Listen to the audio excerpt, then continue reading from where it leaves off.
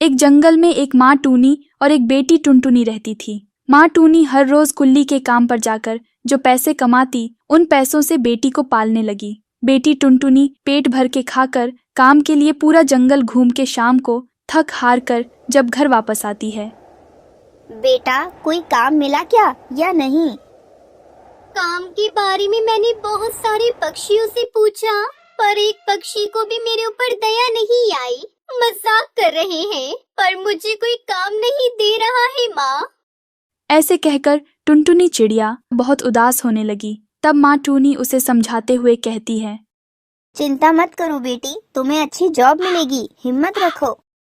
ऐसे समझाकर खाना खिलाने लगी। इस तरह दिन बीतने लगे। उसी जंगल में एक कबूतर और एक चिड़िया दोनों मिलके बड़ा फ्रूट शॉप खोल के फ्रूट्स बेचने लगे और खूब पैसा कमाने लगे। गर्मियों में उनका व्यापार बहुत कम होने लगा। कोई भी उनके पास फल खरीदने नहीं आते। इसका कारण उनको समझ में नहीं आ रहा था।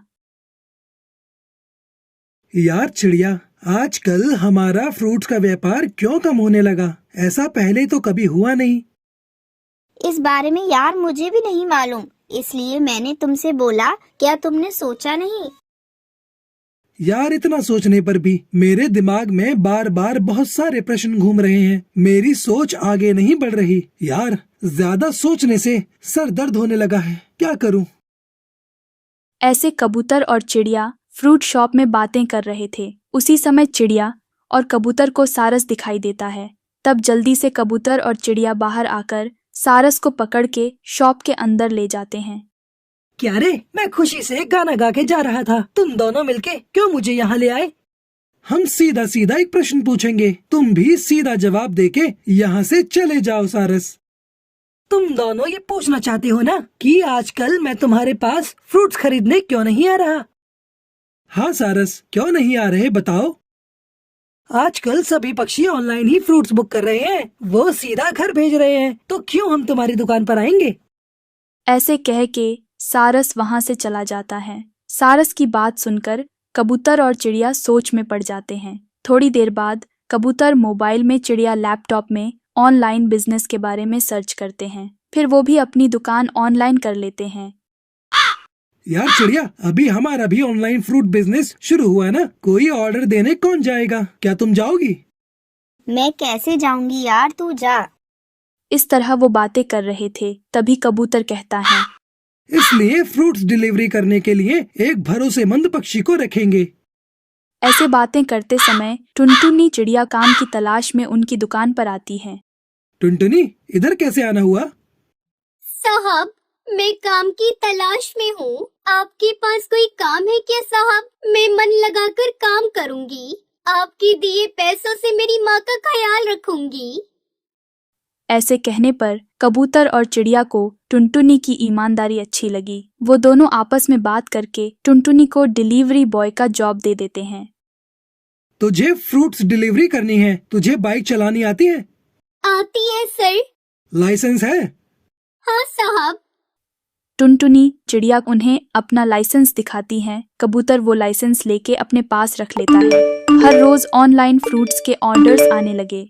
चिड़िया पैक करती है, टुनटुनी बाइक पर जाके फ्रूट्स डिलीवरी करके उनसे पैसे लेके आती है। ऐसे दिन बीतने लगे। कबूतर और चिड़िया का ऑनलाइन फ्रूट्स बिजनेस बहुत अच्छे से चलने लगा। ऑनलाइन में बहुत ऑर्डर्स आने लगे। टुनटुनी बाइक पर जाके फ्रूट्स डिलीवरी करके पैसे ले आती थी। वो पैसे देखकर माँ टूनी बहुत खुश होती है। एक दिन कबूतर टुनटुनी की ईमानदारी टेस्ट करने के लिए डिलीवरी बैग में पैसों का एक पैकेट रखता है। टुनटुनी बिना देखे ही फ्रूट्स डिलीवरी करने जाती है। थोड़ी देर बाद टुनटुनी शॉप पर आती है।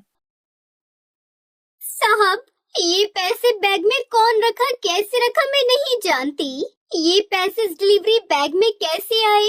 ये मेरे पैसे नहीं है साहब। दूसरों के पैसे मुझे नहीं चाहिए। ये जिसके भी पैसे हैं आप उसे दे दीजिए साहब। ऐसे कहकर टुनटुनी जाने लगी। तभी कबूतर और चिड़िया तालियां बजा के टुनटुनी का अभिवादन करके कबूतर अपने बेटे बंटी से टुनटुनी की शादी कर देता है। उसके बाद टुनटुनी फ्रूट्स की दुकान की मालकिन बन जाती है और खुशी खुशी अपना जीवन जीने लगती है।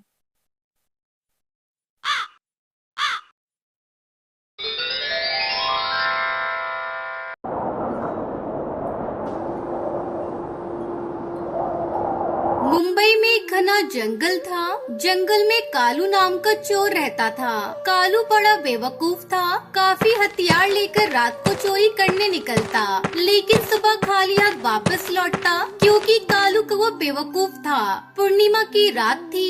रात के 12 बजे थे। कालू का वो हाथ में हथियार लेकर चोरी करने निकला। एक बड़े घर के सामने आया और घर के पीछे पिछली दीवार तोड़ने लगा। आवाज होने की वजह से घोंसले में सोई टुनटुनी चिड़िया जाग गई और समझ गई कि कालू चोर आया होगा। लगता है कालू बेवकूफ चोरी करने आया है। इससे पहले कि घर की दीवार तोड़ दे, मुझे उसे रोकना होगा। टुनटुनी घर के पिछवाड़े आई और उसने देखा कालू को वो दीवार तोड़ रहा था। क्या रे कालू, क्या कर रहा है? चोरी करनी है, दीवार तोड़कर घर में घुसना है। अरे बेवकूफ, पूर्णिमा की रात कोई चोरी करने निकलता है क्या? तब तक आप लोग कमेंट पे बताएं 40 डिवाइडेड बाय 10 कितने होते हैं। चुप बैठ, मैं थोड़ा अलग टाइप का चोर हूँ। मैं कुछ भी कर सकता हूँ। बाकी चोर डरपोक होते हैं, उनसे मेरी तुलना न कर। मुझे मेरा काम करने दे।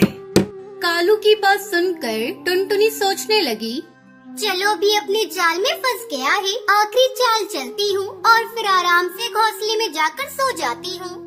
फिर टुनटुनी कालू से बोली, अगर तू कुछ भी कर सकता है और तू बाकी चोरों की तरह नहीं है तो ये साबित करके दिखा। उसके लिए क्या करना होगा मुझे? बाकी चोर धन दौलत चुराते हैं, तू ना चांद की चोरी करके दिखा। टुनटुनी की बात सुनकर कालू ने चांद की तरफ देखा और फिर टुनटुनी से बोला, ओके, मंजूर है। कल सुबह चांद मेरे हाथ में होगा।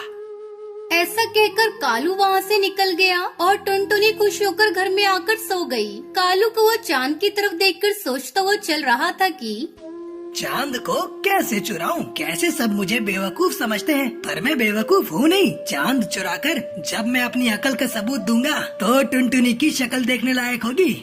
तभी कालू को वो जंगल में आया और रास्ते में खड़े ट्रक को चुराकर ट्रक को एक मैदान में लाकर खड़ा कर दिया। फिर एक चमगादड़ और एक लंबी रस्सी निकाली। रस्सी का एक सिरा उसने चमगादड़ के गले में अटका दिया और दूसरा सिरा ट्रक के पीछे बांध दिया और चमगादड़ को चांद की तरफ फेंक दिया। देखते ही देखते चमगादड़ आसमान चीर कर ऊपर उड़ा तो उसके साथ साथ रस्सी भी उड़ने लगी। चमगादड़ उड़ता रहा और उड़ते उड़ते चांद पर जाकर उल्टा लटक गया। फिर क्या था, कालू खुश होकर ट्रक में बैठ गया और ट्रक चलाने लगा। ट्रक की ताकत से रस्सी बंधे चमगादड़ को खींचने लगा तो चमगादड़ के साथ साथ चांद भी हिलने लगा और देखते देखते चांद जमीन पर आकर गिर गया। कालू झट से ट्रक से उतरा और उसने चांद उठा लिया।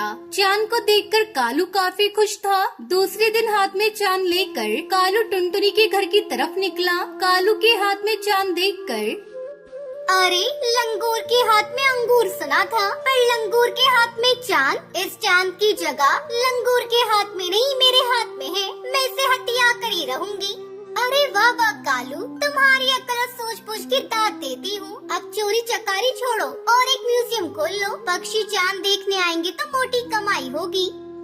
फिर क्या था, कालू ने म्यूजियम खोला और कांच की पेटी में चांद रख दिया। दूर दूर से पक्षी चांद देखने आने लगे और कालू की तगड़ी कमाई होने लगी। लेकिन ये ज्यादा दिन नहीं चला। चांद दिन प्रतिदिन छोटा होता चला गया और अमावस की रात में चांद गायब हो गया। ये देखकर कालू रोने लगा। हे भगवान, इतनी मेहनत से चांद चुराया, ये चांद तो गायब हो गया। मैं बर्बाद हो गया। कालू जोर जोर से रोने लगा। तभी टुनटुनी चिड़िया वहाँ आई और बोली, बहुत बुरा हुआ कालू, तुम तो बर्बाद हो गए। अब क्या करोगे? तुम ही बोलो, क्या करूं? ये म्यूजियम मुझे बेच दो। हाँ खरीद लो। चांद चला गया, अब मैं इसका क्या करूँगा? खरीद लो। फिर टुनटुनी चिड़िया ने चंद पैसे देकर म्यूजियम खरीद लिया और कालू को वो चला गया। कुछ दिन बीत गए। अमावस का प्रभाव खत्म हुआ और पूर्णिमा आने लगी। धीरे धीरे चांद बढ़ने लगा और पक्षी फिर से चांद देखने आने लगे। इस प्रकार टुनटुनी मोटी कमाई करने लगी और बेवकूफ कालू फिर से घरों के पिछवाड़े जाकर दीवार तोड़ने लगा।